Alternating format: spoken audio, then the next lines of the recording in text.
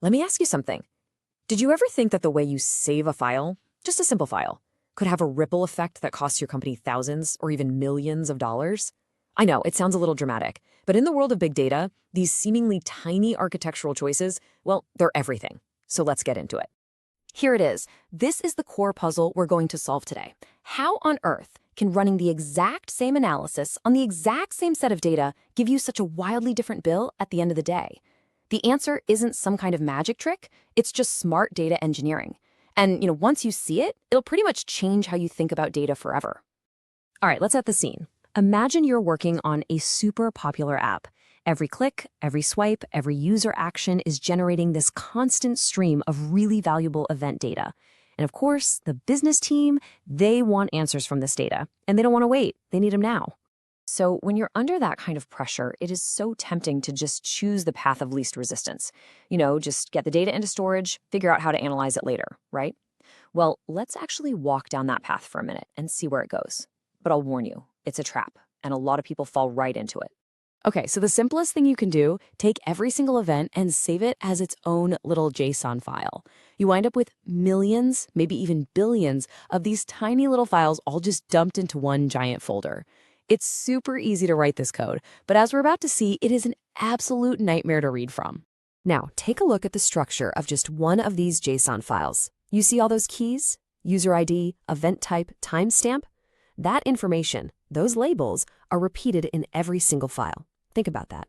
That is a colossal amount of redundant data that you're storing, and, way more importantly, that your query engine is going to have to read every single time. And right here, this is the fatal flaw.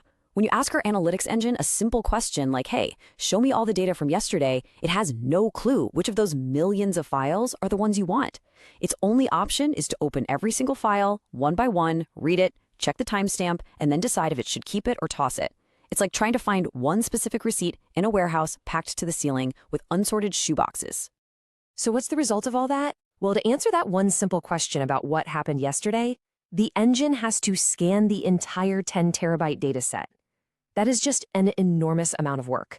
It's incredibly slow, it's inefficient, and because cloud providers charge you for every byte of data you scan, it is unbelievably expensive. Okay, enough of that horror story. Let's just tear down that whole inefficient pipeline and rebuild it the right way, like a seasoned data architect would. We're going to bring in two really powerful concepts that are going to completely flip our results on their head. First up, partitioning. Now, this is a beautifully simple idea. Instead of just dumping everything into one messy folder, you organize your data into a logical structure. So you're basically trading that warehouse full of shoeboxes for a perfectly organized filing cabinet. You've got drawers for each year, folders for each month. You get the idea. And this is what it actually looks like. The file path itself now contains the information: the year, the month, the day. So now, when you ask for data from February 18th, 2026, the query engine doesn't have to scan everything. It just goes directly to that specific folder. It's a total game changer for efficiency. Okay, our second secret weapon is using what's called a columnar file format, like Apache Parquet. So, while JSON stores data row by row, Parquet does something brilliant. It flips it on its side and stores it column by column. And for analytics, this is crazy efficient. If you only need to find out user locations, you only read the location column. You ignore the rest of the data set. And this just shows the difference so perfectly. With JSON, to get a user's country, you have to read their ID, the timestamp, the event type, the whole shebang. With Parquet, you just go straight to the country column and read only that. You just skip all the data you don't actually need for your query. So we've partitioned our data by date, and we've switched our file format over to Parquet. We have architected for efficiency. Now it's the moment of truth. Let's run that very same business query and see what happens this time. Wow, the results are, well, they're just staggering. Instead of scanning 10 terabytes, we only scan 100 gigabytes. That's a 99% reduction. The query time plummets from half an hour to just 15 seconds. And the cost? It drops from $50 to a mere 5 cents. This isn't just an improvement, it's a complete and total transformation. I mean, just look at this visual. It says everything, doesn't it?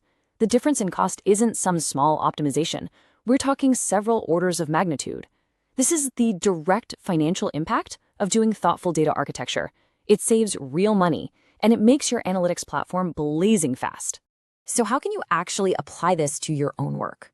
Well, we've boiled down the lessons from this whole journey into 5 essential rules that any data engineer should live by. Think of this as your new playbook for building fast, cheap, and efficient data pipelines. So here they are, the 5 rules. Number 1, partition your data, especially by date. It's a must. 2, use columnar formats like Parquet. Just make it your default. 3, avoid having millions of tiny files. Batch them together into bigger chunks. 4, use the compression that's already built in. And 5, design your data schema up front. Trust me, a little planning goes a very, very long way. If you only take one thing away from all of this, let it be this quote. Every single technique we've talked about, partitioning, columnar formats, compression, it's all about one thing: intelligently skipping data. The whole goal is to read as little data as possible to get the answer you need. And that pretty much brings us to the end. We've seen just how fundamental these storage decisions can be, how they can dictate the performance and the cost of your entire analytics platform. So the question I'm going to leave you with is this. Go take a look at your own systems.